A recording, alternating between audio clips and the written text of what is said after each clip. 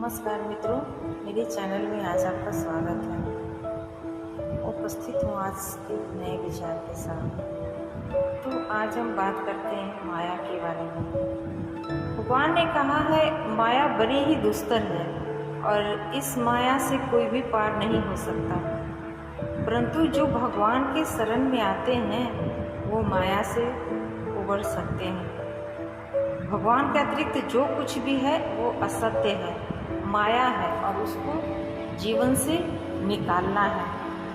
भगवान के शरणापन्न होने पर जीवन में यह मिथ्यापन निकल सकता है। मानव जीवन में यही एकमात्र करने योग्य कार्य है। मानव जीवन का यही एकमात्र कर्तव्य और उद्देश्य है। धन की प्राप्ति चाहने वाला मनुष्य धन की हानि से बचना चाहता है और लाभ का प्रत्येक कार्य करता है। वह ऐसा इसलिए करता है कि पैसे के रहने और मिलने में अपना लाभ मानता है और जाने में या न रहने में हानि। इसी प्रकार भगवान का भजन करने वाला पुरुष भजन होने में लाभ तथा न होने में हानि मानता है। इसलिए वह स्वाभाविक ही वही करना चाहता है जिससे भजन बनता और बढ़ता है।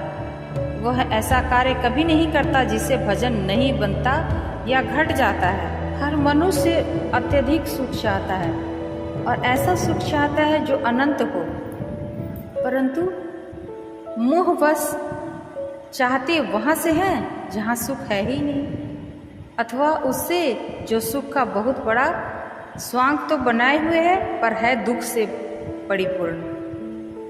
जैसे कि जहर से भरी हुई मिठाई मीठी लगती है मगर वह मारने वाली होती है। जहर का ज्ञान न होने से या ज्ञान होने पर भी स्वाद के लोभ से लोग उसे खा लेते हैं। मीठी है तो क्या, उसका घातक प्रभाव तो होगा ही।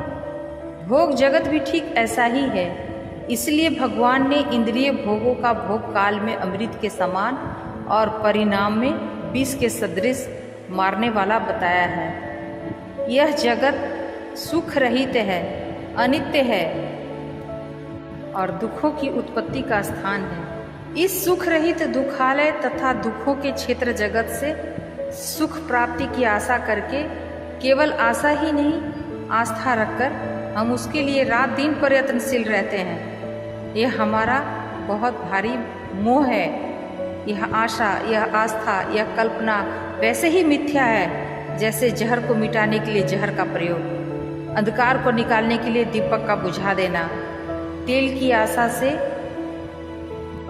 बाल को कितना ही पेरा जाए, बाल काजल सी महीन होकर उड़ सकती है पर तेल नहीं मिलेगा। इसीलिए नहीं मिलेगा कि उसमें तेल है ही नहीं। जो चीज जहाँ नहीं है वहाँ से उस वस्तु की प्राप्ति नहीं हो सकती। सुख रहित भोग जगत से सुख की प्राप्ति असंभव है। दुखालय और दुख योनि जगत से सुख की आशा ही अज्ञान है, मोह अंधकार है। जगत में सुख प्राप्ति की दुराशा में जीव सतत जगत का चिंतन करता है और अपने अंदर अनवरत गंदा कूड़ा भरता चला जाता है। मनुष्य की अंतरात्मा जलती रहती है। जो चीज जला रही है उसी को जला देना चाहिए। भगवान ने श्री कृष्ण अर्जुन से कहा, निराशी निर्ममो भूत्वा युद्धस्य विगत ज्वर। युद्ध करो परंतु 3 वस्तुओं से छूटकर, राज्य तथा भोगों की आशा छोड़कर, देह तथा देह संबंधी सारी ममता को छोड़कर और कामना के ज्वर को उतारकर। कामना रहेगी तो अंदर ही अंदर ज्वर बढ़ेगा। इसलिए गोस्वामी जी ने कहा, जगत में किसी से याचना मत करो, मांगना ही है तो भगवान श्री राम से मांगो और श्री राम को ही मांगो। भगवान को मांगने का अर्थ ही है भगवान की प्राप्ति। सारी शांति, सारा सुख भगवान में ही है और कहीं नहीं है। इसलिए भगवान से भगवान की ही याचना करो। भोगों की कामना और कामना की सिद्धि से सुख की प्राप्ति मूर्खता है, यह कभी संभव नहीं। भगवान की कृपा से ही शरणागति या ज्ञान की प्राप्ति होगी और तभी दुख का नाश और सुख की प्राप्ति होगी। भोग कामना की अग्नि प्रचंड है। विषयों के सेवन से, बहुत से भोगों से इसकी शांति नहीं होती। अग्नि में जितना ही ईंधन घृत बढ़ेगा उतनी ही अग्नि भभकेगी। इसीलिए भगवान ने इस कामना को महाशन कहा। इसका पेट कभी भरता ही नहीं। बुझे न काम अग्नि तुलसी कहूँ, विषय भोग बहु गीते। अशांति से कभी शांति मिल नहीं सकती, चाहे कोई स्वीकार करे या ना करे। भोगों से सुख नहीं मिल सकता। भले थोड़ी देर के लिए आदमी अज्ञानता में, भूल में उसे सुख मान ले। भ्रमवश सुख के भगवान को भूलकर लोग भगवानों का ही दिन रात चिंतन करते हैं। भोग संबंधी बातें सुनते, कहते, मनन करते हैं और उसी गंदगी को अपने अंदर भरते चले जाते हैं। इससे छूटने के लिए शास्त्रों ने बहुत सुंदर युक्ति बताई है। जो बीत गया उस पर कोई अंधकार नहीं, वर्तमान साधक के हाथ में है। मन रूपी गोदान में अब तक जो कूड़ा भरा गया सो भरा गया।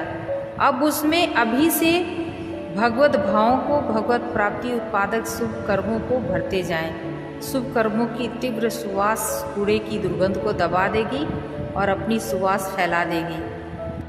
वर्तमान का सुधार कर ले और भविष्य अपने आप सुधर जाएगा और भूतकाल का भय भी मिट जाएगा।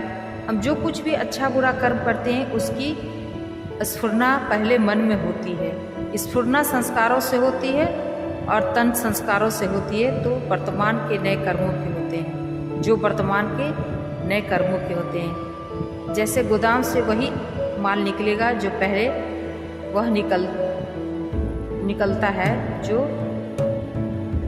मतलब गोदाम में माल निकालना है तो पहले वही निकलेगा जो सबसे ऊपर या सबसे आगे भरा हुआ है।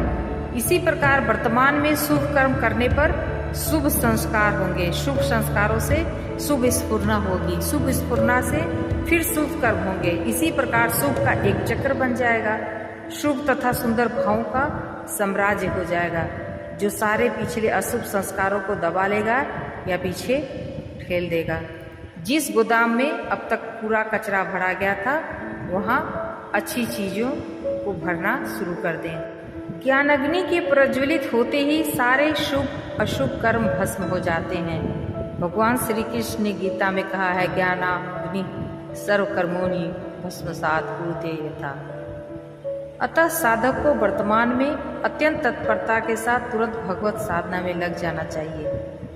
जगत की राग द्वेष की चर्चा, भोगों की बातचीत विष है। जहाँ तक हो सके अपनी ओर से इसकी अनावश्यक चर्चा नहीं करनी चाहिए। बोलना अपने अधीन है, सुनना अपने अधीन नहीं। दूसरे जो बोले उसे सुनना ही पड़ता है, परंतु यदि मन अन्यत्र लगा रहे तो श्रवण ही नहीं होगा, सुनकर भी अनसुना रहेगा।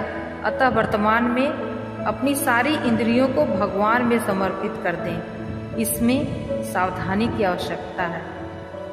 आत्मा को कभी गिरावे नहीं। जहाँ भगवान की चर्चा हो वहाँ मन लगाकर सुनना चाहिए, और जहाँ जग चर्चा हो वहाँ सुनना बंद कर देना चाहिए।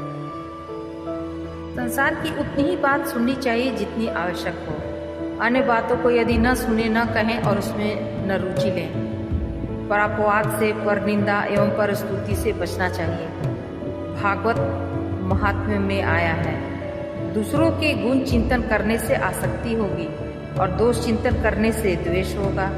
यह दोनों ही जगत में बंधन कारक हैं। अतः गुण और दोष दोनों का चिंतन नहीं किया जाए। यदि न रहा जाए तो दूसरे के गुण देखें और अपने दोष देखें। हम जो कुछ देखते, सुनते, कहते, सूंघते, स्पर्श करते तथा विचार करते हैं, वही हमारे मन में निवास करता है। यदि मन में भगवान को बसाना है तो भगवान को ही देखना, सुनना, समझना चाहिए। जैसा हमारा मन है वैसा ही हमारा स्वरूप है। मन के तामसी होने से हमारा स्वरूप तामसी से होगा और तामसी व्यक्ति की गति नीची हो जाती है। जो लोग साधना करना चाहते हैं और अपना कल्याण चाहते हैं, उनके लिए समझदारी की बात यही है कि वो भोग जगत से यथासाध्य बचें, जगत की व्यर्थ चर्चा से बचें। साधकों के लिए तो परदोष दर्शन और परदोष चिंतन बहुत बड़ा विद्र है। साधक को अपने दोष दर्शन से ही अवकाश नहीं मिलना चाहिए।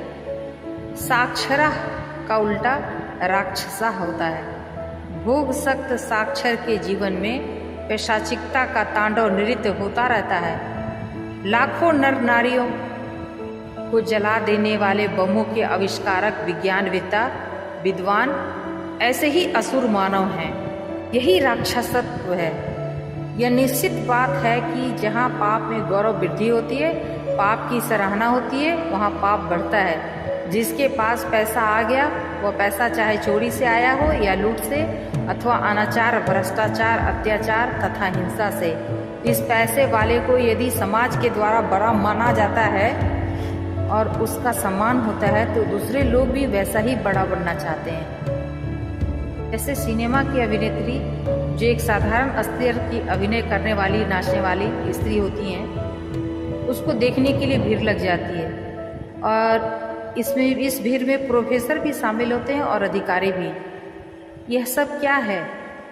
चोर पूजा होने पर चोरी और अनाचार पूजा होने पर अनाचार का ही विस्तार होगा। यह पतन की सीमा है, तामसिक बुद्धि का प्रत्यक्ष परिचय है, जिसमें अनाचार को सदाचार, बुराई को भलाई और पापों को पुण्य समझा जाता है। दूसरे के हक को लेना, दूसरे को अभावग्रस्त बनाकर वस्तु का संग्रह करना पाप है। गीता में कहा गया है, यज्ञ शिष्टाशिने संतो मुच्यन्ते सर्व किल्ली वशय भूखते ते त्वघम पापाये पश्यन्त्यात्म कारणात्। यज्ञ से शेष बचे हुए अन्न को खाने वाले श्रेष्ठ पुरुष सब पापों से छूट जाते हैं, पर जो केवल अपने लिए पकाते हैं या कमाते हैं, वे पाप खाते हैं। सारे जगत को उसका हिस्सा देकर शेष अन्न खाने वाले को अपने यहाँ अमृताशी कहा गया है। भागवत में कहा गया है, जितने धन से प्राणियों की उदर पूर्ति हो, उतने पर उसका अधिकार है। जो इससे अधिक पर अपना स्वत्व मानता है, वह चोर है, उसे दंड मिलना चाहिए। ये शब्द गीता के हैं, नारद के हैं। प्राचीन भारत के महान ग्रंथ भागवत में देवर्षि नारद के हैं। जिस देश में अरबों लाखों भूखों मरे, वहाँ बड़े बड़े भोज हो, यह सब पाप है। सबको खाने को, पहनने को और रहने को मिलना चाहिए। उसके भाग में बदा नहीं है, इसलिए वह भाव से ग्रस्त है। यह उसके मानने की बात है, समाज के मानने की नहीं, संपन्न लोगों के मानने की नहीं। जो संपन्न है वे अभावग्रस्तों को दें, अपने लिए कंजूस बनकर दूसरों के लिए उदार बने।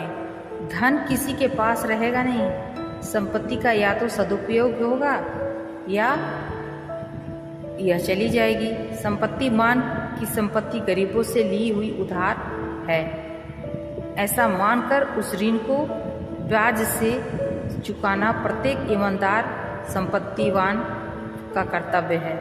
संपत्ति और जागतिक भोग का चिंतन करने से दुर्गति होगी। अंतकाल में जैसी मति वैसी गति होगी। भोग भगवान के महत्व को घटाते हैं, इसलिए जीवन में भोगों की स्मृति को नहीं आने देना चाहिए। यह जगत के भोगों को लज्जाई दृष्टि से नहीं देखें, निरंतर भगवान को याद रखें। मोह माया भगवान के महत्व को घटाते हैं और जीवन में भोगों की स्मृति को बढ़ाते हैं। साधक को चाहिए कि अपने को निरंतर भोगों से बचाए रखे और भगवान में मन लगाए रखे। मन, वाणी और शरीर को सदा भगवान से संयुक्त रखें। इसी में साधक की बुद्धिमानी है। साधक भगवान की कृपा पर भरोसा रखें, दिन रात भगवान के अनुकूल आचरण करे, पर अपने पुरुषार्थ का अभिमान कभी न करे और रात दिन अपने इस लक्ष्य को याद रखे। जीवन का एकमात्र उद्देश्य भगवत प्राप्ति है।